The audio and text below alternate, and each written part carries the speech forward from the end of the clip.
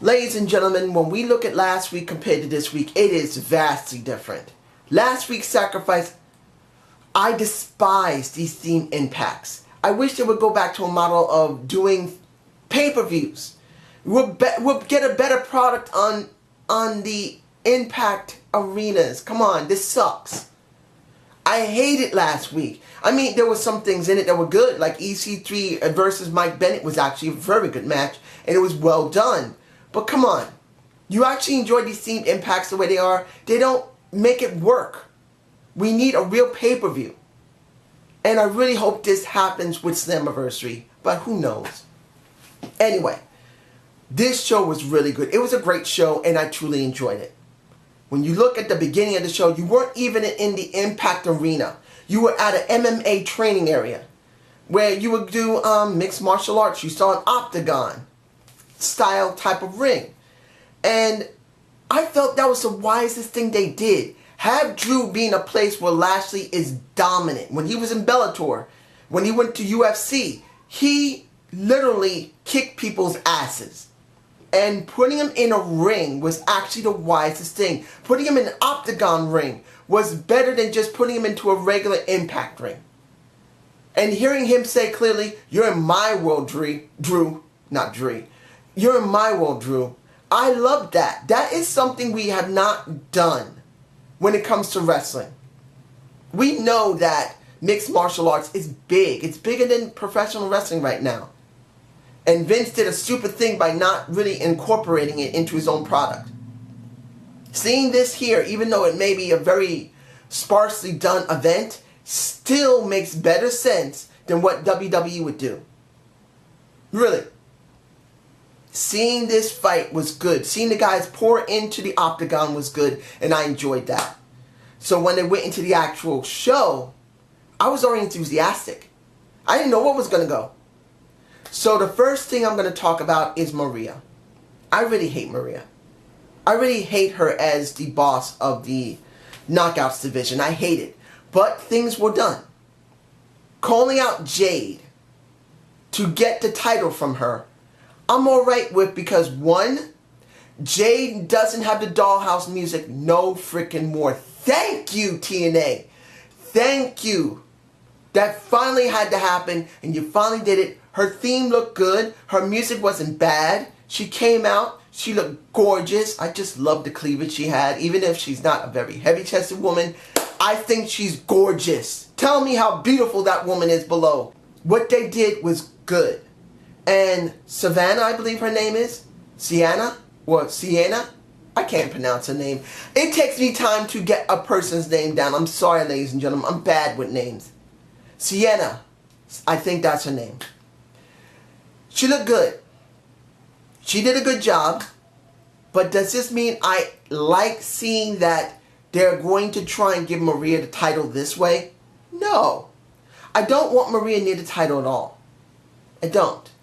But it was still done well enough that I'm interested in it. Now, Bram. Bram had a vid pack. Good. He deserves it. It's time for Bram. It's time for you, buddy. Hold on. I got to get a title. I need to get myself a belt, a title belt. I'm actually considering trying to buy one, a real one. There's some websites out there that actually you can buy a real title belt. Have it particularly made just for you. That's like $200 to $300. I don't think I have $200 to $300. I may have to save up for it. But I'm actually considering getting myself my own title belt. But essentially, seeing him having the King of the Mountain title belt, I know it's not a good belt. It's a joke. But if TNA uses their head, they can turn a joke title into a real title. And then when it came to the King of the Mountain title and title match, it was what it was. It was a standard King of the Mountain title match. Was it good? You can love it or you can hate it. It depends on the people that are in it and how well the build is. And there is barely any build. No build. So it wasn't that great. Jesse was in there. I believe Eddie Edwards was in there. And that new guy that Gregory Helms brought in, what was his name? Emirate. I really didn't care that much about what's going on with Emirate and with Eddie Edwards, because we really didn't have any time to really see a real build. We didn't see Eddie Edwards call him out So seeing the fight here, it kind of didn't really play much with me. But that's just minor because, of course, these are tapings. They're not going to be able to do what WWE does and actually have something that's live. They're not doing that. So we're not going to get any build until the next following weeks. But, okay, we get it for what it is. In the end, Bram wins the match. But Eli Drake, the Master of the Universe, is now involved in this. Is it great work? I believe it's not bad work. It's not great yet. Like I said, we really don't have much in this. Unless they're doing something on an explosion to expand on it, which I don't really watch. It's just starting. But Eli tried to cash in his title. And Eli went and messed up his ass on the... Oh my goodness. He fell off that ladder. Got his butt crack impaled almost by the ladder. He's grabbing his ass. It was funny as hell. But it now leads into taking away from the ordinary King of the Mountain title match. We'll get a regular title match between these guys. I want to see Eli Drake talk. He doesn't need to do the facts of light and press the button and say, yeah, dummy. He doesn't need to do that, which, to be honest, unless they give him more sayings to go with that, or change the saying when he presses the buzzer, it's going to get tiring. But still, I felt this was a great segment. I'm glad to see Bram won, and now that Eli is going to be working with Bram, you got a great talker in Eli Drake, you got a decent talker in the Bram, and they look like they could have chemistry. Let's move on from there. When it came to Jeff Hardy, I'll say this about Jeff. He did a good segment in the beginning with Mike Bennett. And the match wasn't bad. But wondering what's going to happen with his brother Jeff. Well, I'm trying not to confuse Jeff and Matt because I have a tendency to do with those two. If I said Jeff before, thank goodness. If I said Matt, I'm sorry. But I'm wondering what's going to happen with him and Matt. I know Fool Killer 99 is not interested in continuing seeing their feud. To be honest, I don't want to see that much. I'd rather see them split off. But let's be honest. We don't have that much in TNA. The two people who have been known to be very useful in WWE, even though they never really pushed it, have been Jeff and Matt. And they're going to have to go there. Seeing Matt's segment, bearded out and mustache, bearded out completely, I'm about to say mustache. Well, he did have a mustache. Bearded and mustached out. He grew out his beard. And he talked very dark. Now, was it a great talk? No. We're going to have to see how much he's going to be able to do with this. Matt is a good talker, but he's not a great talker. He's a good actor, but he's not a great actor. We know this. But he could still pull something off. That might be interesting if there's some type of price to pay. And I'm hoping that Remy comes back because I love the boobies. I'm sorry, I just do. She's a good-looking woman with nice boobies. Anyway, let's go to the... Let's go to the Decay segment. I was thinking of leaving this as the end, but I have to say what needs to be said about EC3. So, Decay. Rosemary owns Decay. She's the one that makes Decay work. If Rosemary left the company, Decay will never work. Because she is so good at this.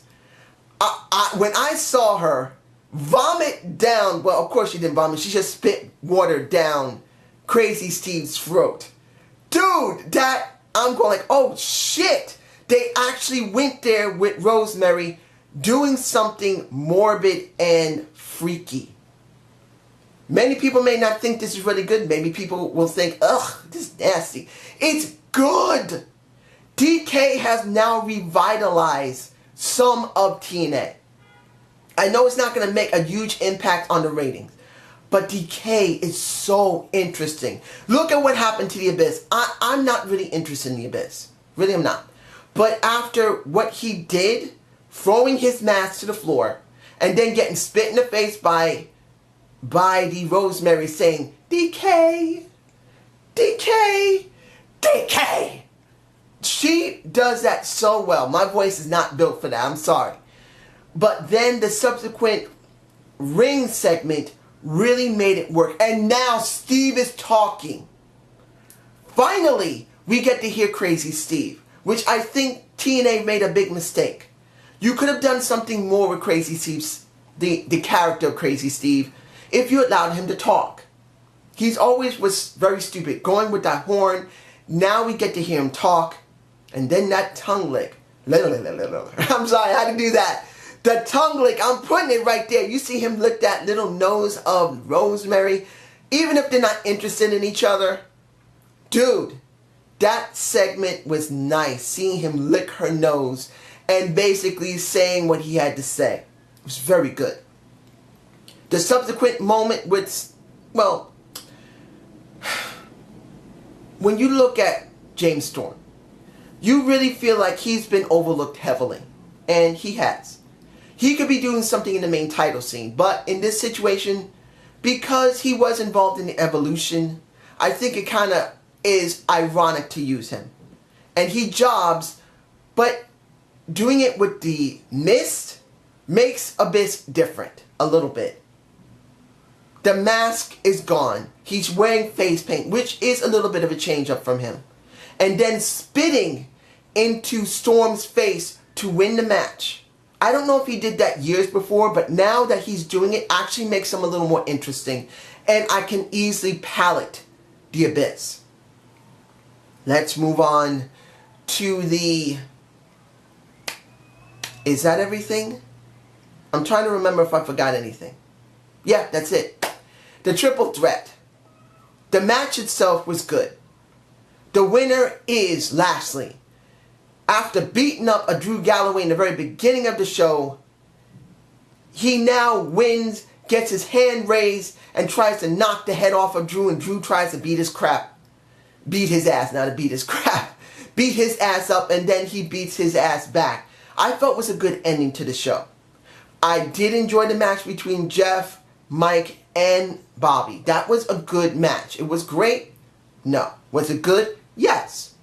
But I felt what made the show, and it has to be stated here, was EC3 talking to Mike Bennett. Mike opens the show with Maria. And then near the ending of the show, it's EC3 who closes it. Because even though that felt a little lengthy, it was perfect for him. He had one small botch, just saying coming down from the back. That was the only botch he did. And he easily recovered from that. It was barely even considered a botch. He made it very clear. I am not going to be a bitch and make an excuse. I lost to your ass. I'm dealing with it. Congratulations. You are God. But get this. I hope you do win. Because when you do finally win, I'm going to come after your ass. And I'm going to destroy the God because I'm a devil. And he's named EC3. He made the show. He did. That was the ending of the show that I enjoyed utterly. Because the match itself wasn't bad. But seeing EC3 really made it for me like they're really beginning to understand they need to change how they're working on Pop. Now, I don't know if they're going to keep this up, but if the product is like this, they will easily be a lot better than they were previously on Spike in the beginning when they first started on Pop. This segment here, if it's the same going forward where they give good matches, good storytelling, good promo segments, and most of the time try to do something outside the Impact Zone. Outside the Impact Arena. If they do that more, I give my word, I believe the ratings will increase dramatically. As much as you see that WWE is working differently, it's still the same old, same old. In this, if they kind of take a little page from Lucha Underground, I haven't really seen much of it, trying to change things up, trying to make it more theatrical in a sense, they could do something more interesting than what they've been doing for a while. So I hope you enjoyed the Zane's review. Please give me a comment below. Give me an idea for another booking the wrestler. I am going to do Sarah Hyde and her husband, well, her fiance Morgan. Well, pretty much, they're like husband and wife. Even if it's not from the, I believe they're from the the UK. I never asked, but the way they both talk, they sound like they're from the UK. And if they are, that's cool. Here, if you've been married more than not married, together for 6 or 7 years, you're considered common law man and wife. So I don't know how long they've been together. They have a baby together. They're pretty much married, even if they don't have a ring on their finger. And I really hope they are feeling, well, I hope Sarah's feeling better. And I really hope that everything works out for them. But just keep watching. Your video and your time will come. Sarah Hyde and the Mangler will be a reality. Have a good day and have a good night. Peace!